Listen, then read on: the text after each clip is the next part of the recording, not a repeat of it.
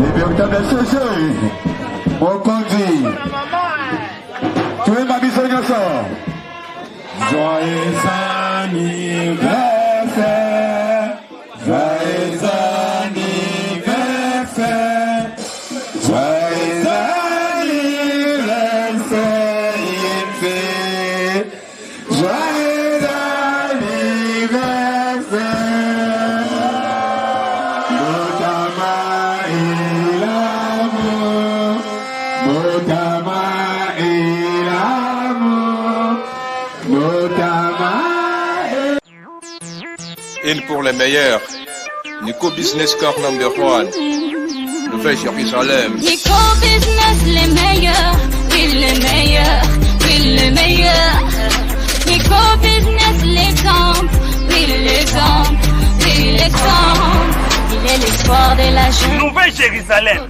Nico Business Car. Nalobi boya awawa. Borozala décité. Mituka nyonso. Confort. Garantie assurée. Kilométrage normal. Bamituka yote na prix à bien. En plus, incomparable. Prix abordable. Nouvelle Jérusalem chez Nico Business Car. Tukuna importe miotoka ya kuachana. Kisha ekuna fanya vente na location ya miotoka ya kuachana. Achat sur internet ni tayari. Nico Business Car ekuna uzisha miotoka ya kila namuna. Nico Business Car chez Jean-Jacques Chilumba. Tuko ku numéro 102 Manyema Coin Kimbangu. Nico Business Car ukitafuta ko Twitter igasimu ku 099 701 81 134 wala 085 34 27 171. Nico Business Car, King of Pickup. Nico Business Car, la rapidité. Nico Business Car, l'excellence. À Kiamungu. La nouvelle Jérusalem, chez les Nico Business. Tonton, ce n'est pas de la magie. Voyons, c'est qui la motoka? Putain,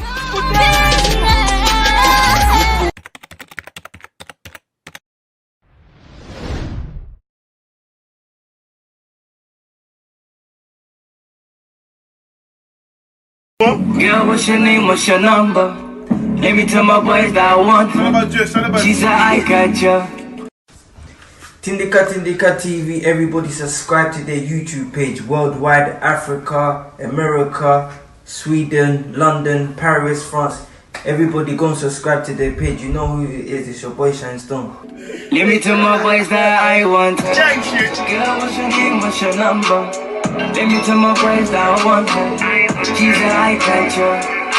Let me tell my boys that... Ah oui, merci Balandino, surtout à Tindika Boza partout à travers le monde. Tindika toujours vitesse. Donc ici déjà à Bozo Mouna déjà que le message retard à Tozana, na secrétaire général il y a INC le 9e anniversaire, il y a INC existence nango, INC au Salma Bebelo to kitaki pe mercredi avec jour ya mwana mboka corde papier okata au pas 5 sarabatu à 5 sakas ni na SL na recrutement et plantation.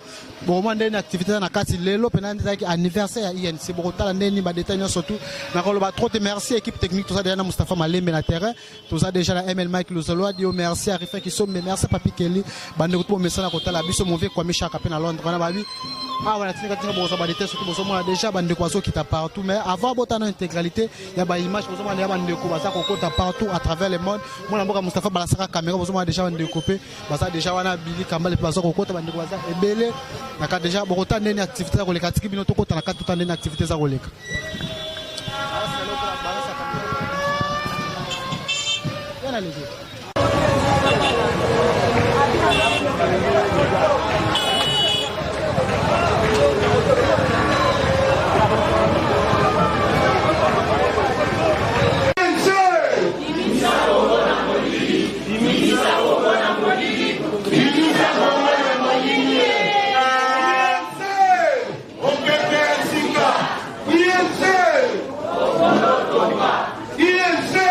Abotoli Thomas.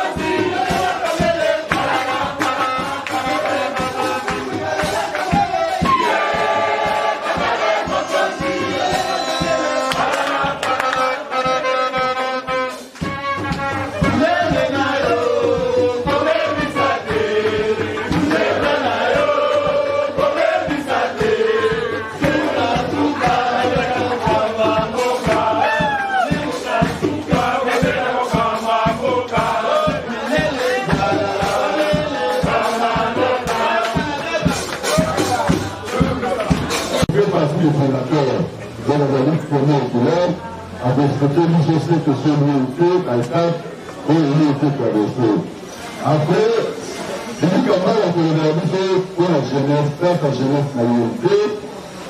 Maman Nicole, on peut réaliser grâce à ma maman na l'unité. Et on peut apaiser à faire politique. La nôtre, on enfin, on aura de mal, la nôtre, on comprend la unité. Oui. On peut la faire ici, on peut la monter, afin de revenir au délai. Merci. C'est pas grave.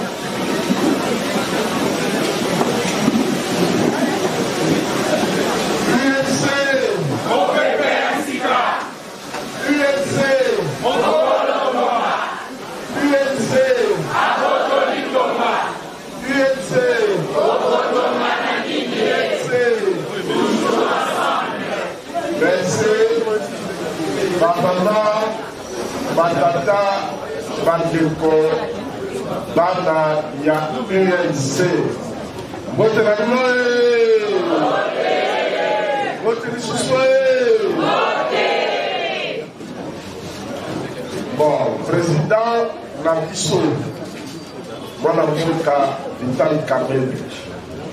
Après ça, qui gagne au salaire, dans son corps, à Nayamou. Salaire des oignons à Goudamigi, comment on appelle la passe. Là, pour la député, pour y aller au Kamba, là, pour la biso, la télévision. Plénière et Assemblée nationale, et comment il y a un match, il y a le pas. Et comment il y a un thème de couture, bateau, bateau au salaire de Kounia, bateau au salaire de Zoua. À cause de la secrétaire générale, il y a PPRDT dans la président et assemblée. Or, à cause de la secrétaire générale, il y a majorité présidentielle et ça va nous sommes à Alliance pour la majorité présidentielle AFP. Dans la président et assemblée. Oh, vous allez aller dans le pour la Simanaye, Tomonaki Bango, secrétaire général, il y a PPRD, président et assemblée, et ça va habiter ma. Et on combattait le président Fati na bureau a quitté les soldats de Rwanda, côté de la Boka Biso, le président de l'Assemblée nationale a quitté. Le Kola a été démocrate à l'Igimbo Kalaye, a tombé le Mongongo à l'Obité, Galabi Makambara, fait Nadibi Yango. Allô. Est-ce qu'il y a le mec qui a tiki comme ok. Maboko na sete, maboko na sete. Maboko na kasi na Mukonzi. Maboko makasi, maboko makasi, maboko makasi. Maboko makasi. Maboko makasi.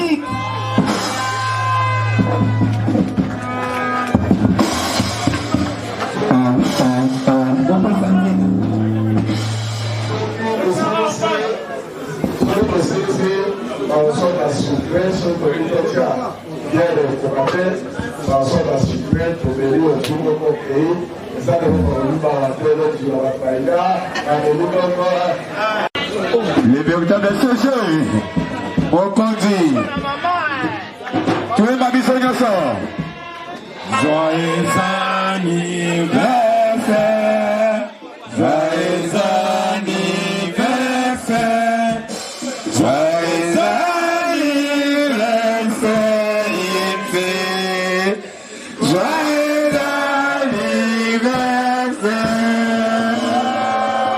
Motama et l'amour, Motama et l'amour, Motama et l'amour, Motama et Maboko makasi, Maboko makasi.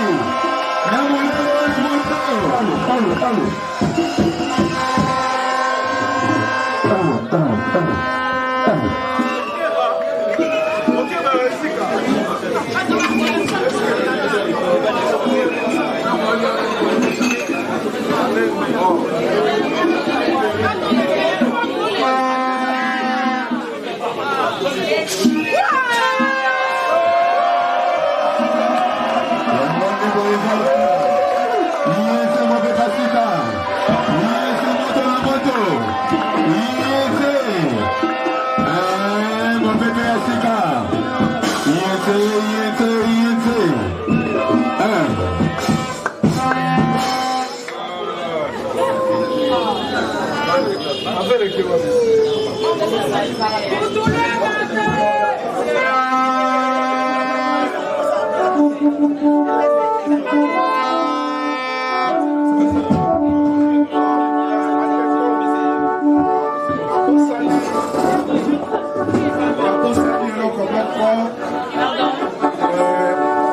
vous plaît, la bosse à lui alors qu'on va dans l'équipe gardée. Allez, quoi tu as la musique idée?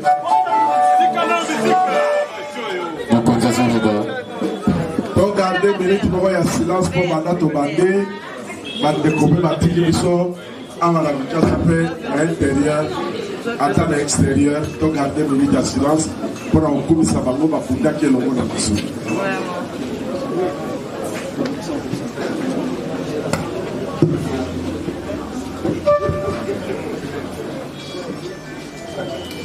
Ok, merci. Mais la lobby 10e anniversaire de Negozala Kafu Kafu.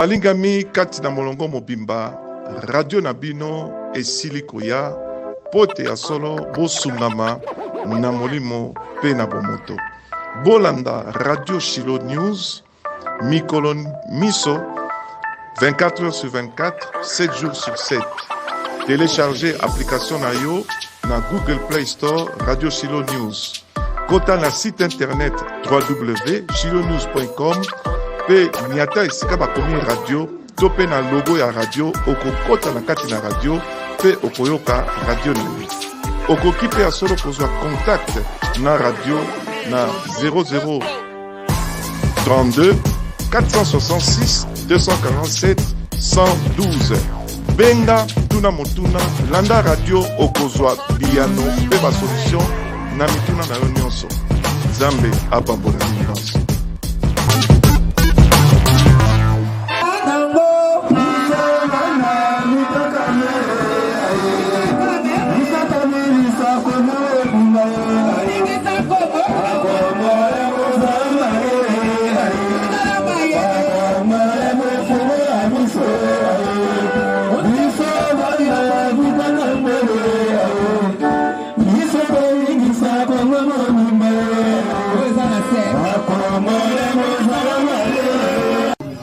Qu'il avait eu de créer ce parti. Je voudrais rendre hommage aussi à nos frères et sœurs qui ont combattu ensemble avec nous, mais qui nous ont précédés dans l'au-delà. Rends un vivant hommage à nos militantes et militants ici présents, à l'intérieur comme à l'extérieur, pour avoir tenu. 9 ans, c'est pas peu. On a traversé des situations difficiles, mais on a tenu. On a espoir de continuer et de léguer l'UNC qui est devenu un patrimoine national aux générations futures. L'UNC n'a pas été créée pour le profit d'un individu ou de quelques individus. L'UNC a été créée pour le profit du peuple congolais tout entier. D'un héritage que nous allons léguer. L'UNC est un parti politique qui s'inscrit dans la logique de la démocratie, dans la logique des élections vraies et sincères. Et l'UNC, c'est pour le partage entre le peuple congolais. Aujourd'hui, c'est le 9e anniversaire. Après, celui-ci sera le 10e. Et celui-là sera fêté avec grâce. Mais aujourd'hui, toute la jeunesse qui a fait confiance à ces grands partis, qui avait bien voulu voir le président national du parti à la magistrature suprême. Mais aujourd'hui, grâce à l'UNC, nous avons quand même eu de bons résultats qui ont amené Félix Tshisekedi à la magistrature suprême. À quoi cette jeunesse doit s'attendre en 2023? Non, écoutez, chez nous à l'UNC, ce n'est pas de la magie, ce n'est pas du déterminisme fétichiste. Si Kamere n'est pas président, alors tout s'arrête. Non, chez nous, il n'y a pas ce culte-là. Il faut le chercher ailleurs. Chez nous, nous avons nos ambitions. Le président Kamere est notre candidat à l'élection présidentielle. Mais si un autre Congolais est proclamé élu, nous l'acceptons, surtout qu'il s'agit d'Antoine Félix Tshisekedi Tshilombo, que nous avons accepté de soutenir avant même que nous allions aux élections. C'est une très bonne chose. Donc, Félix au pouvoir, pour nous, c'est comme Kamere au pouvoir. Nous le soutenons comme nous soutiendrons Vital Kamere. Voilà. Merci. L'autre mon anniversaire, INC 9e anniversaire. Par rapport au message, est-ce que INC le lobby Toumabuni pendant 9 ans, résultats sont largement positifs. Donc le 19 janvier 2010, le 19 janvier 2019, ça ne s'est jamais fait. Après 9 ans, tu as atteint des sommets. Parce que pouvoir les aller là, les alliés pouvoir il y a cash, donc cash les alliés IDPS na UNT. Voilà. Donc dans 9 ans, on a donné ce qu'on a donné, mais comme 2023 ça revient à l'INT, nous sommes déjà lancés sur le terrain. Notre objectif il y a 2023, pas une parcelle sans l'INT. Donc Oezali à titre symbolique, mais sinon nous allons nous préparer à conséquence pour 10e anniversaire. Oyomogobi qui est 9e célébrer raté, mais tout ça à titre symbolique. Et là, on va préparer par rapport à l'année prochaine, après Neva Bitumba. Vous allez année, monsieur Escarba, ça dit, c'est manière on va préparer pour 2023. Tant que chargé à recrutement et implantation dans l'émission à lobby, nous nous sommes fixés l'objectif de 2023, pas une parcelle sans l'UNT. Alors, yo to sali no ba descente belé. Tout ça, nous couvrir ville province à Kinshasa avant tout qu'il y ait à l'étranger. Mais à l'heure où je te parle, le recrutement est déjà présent dans toutes les 26 provinces et villes province à Kinshasa. Il y a dans toutes les 26 provinces et la République démocratique du Congo. Mais ça, les années, on va sortir à INCP parce que les bandés à diaspora. Nakoye bisa bande koke musala na bango de foot yo bomondio. Après 9 ans tozu bokonzi. Alors to c'est limité wanate. Problème est à conserver, c'est-à-dire à conserver le plus longtemps que possible. Tomi pesa na musala, tomi pesa qui est non cause na biso zali juste pour améliorer le vécu quotidien ba congolais. Alors tout s'est jeté déjà. Cash égale à développement. Donc, il y a un développement. On a déjà 10 ans après. Toko na Corée. Autant que l'indépendance en 2010 et en 1960. RDC Babaneko comparé à la Corée. Voilà les points que nous sommes placés dans le futur. Qu'avec Cash, il faut atteindre ça. Merci. Merci.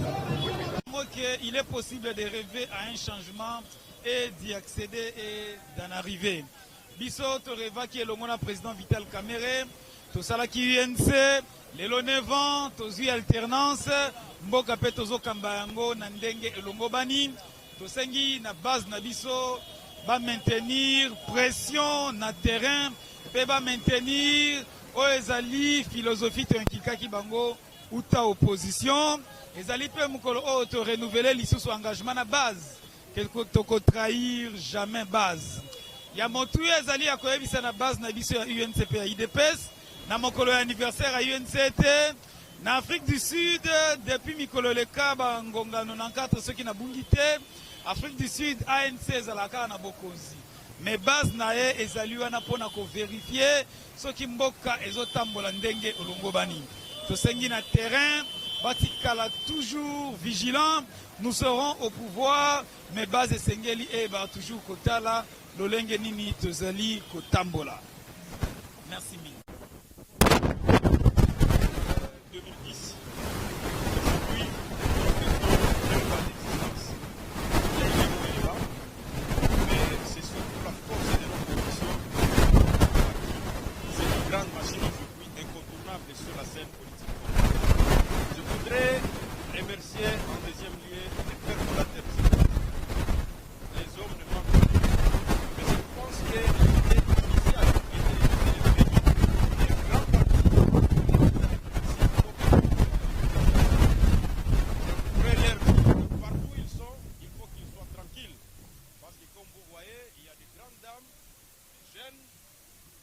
hommes et des femmes qui se sont engagés dans ce parti, c'est pour les porter haut.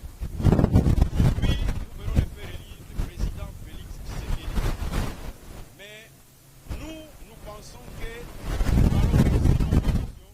Et lorsque le Congolais pourra manger à sa faim, et lorsque le Congolais pourra dormir sous un toit décent, lorsque le Congolais sera sécurisé sur son territoire, lorsque le pays sera modernisé avec des autoroutes partout sur toute l'étendue de la République. Donc, nous pensons que notre combat doit continuer. Aujourd'hui, 9e anniversaire, nous sommes venus ici au stade pour symboliquement marquer que nous sommes très déterminés pour accomplir les rêves des pères fondateurs de ce parti et surtout la vision de Vital Kamerhe qui avait voulu doter le pays d'une machine qui va transformer socialement, politiquement et économiquement le Congo. Voilà la raison de notre présence ici en Sékou.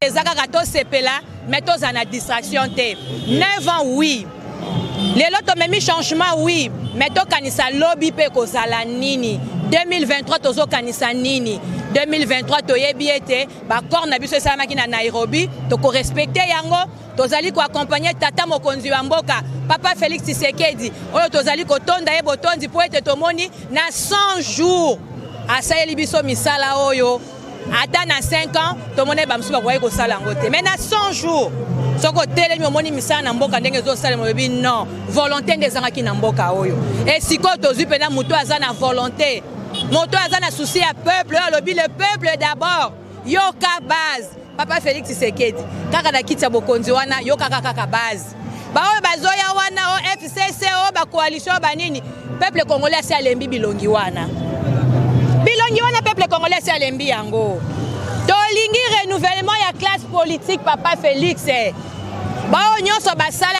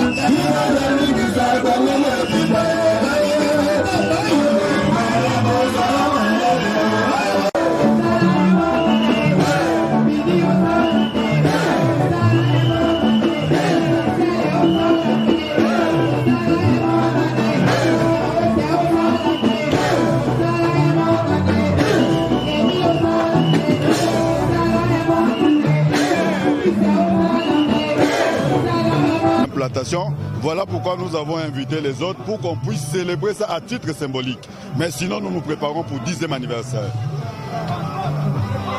La ligue de l'INC après 9 ans, est-ce que votre ligue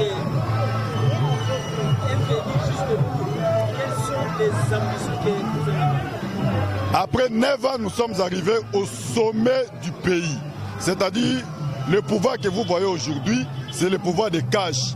Quand on parle de cash, c'est l'UDPS et l'UNC, c'est-à-dire deux présidents de deux grands partis. L'UDPS qui a vu le jour depuis 1982, avec l'UNC qui a vu le jour en 2010, se sont coalisés et ils ont donné ce qu'ils ont donné. Aujourd'hui, nous avons la gestion du pays. C'est vraiment largement positif comme vous venez de voir. Mais ce n'est pas encore, c'est-à-dire nous n'avons pas encore atteint notre objectif et comme 2023 ça nous revient, là nous nous préparons déjà avec l'objectif de 2023, pas une parcelle sans l'UNC. Voilà. C'est à moi de vous remercier. Je suis le coordonnateur national de la cellule du recrutement et implantation et l'organisateur de la manifestation que vous venez d'assister. Merci.